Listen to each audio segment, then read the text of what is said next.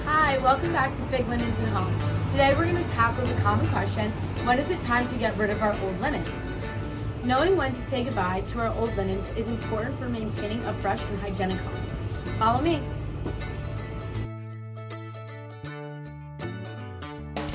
First up, let's talk about comforters.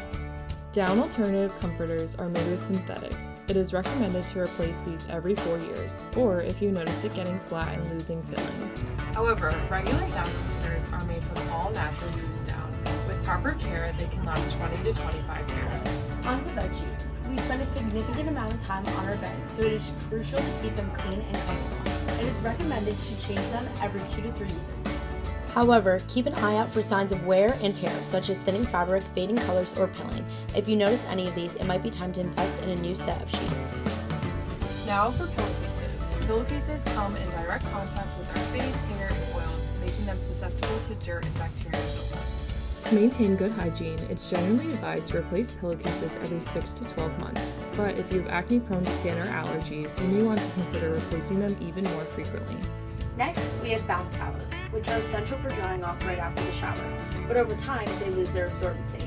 To keep them fresh and clean, it is important to replace them every 1 to 3 years. However, once the towels are already fraying, it is important to upgrade.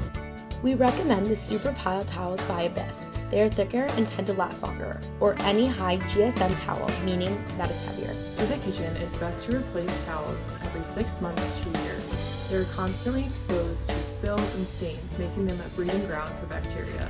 As for tablecloths and napkins, replace them every few years depending on their quality or how often they're used. And there you have it, a comprehensive guide on how to replace your linens. Remember, these recommendations may vary based on usage, quality, and personal preference. For more information on how to take proper care of your linens, click the link below. Thanks for watching!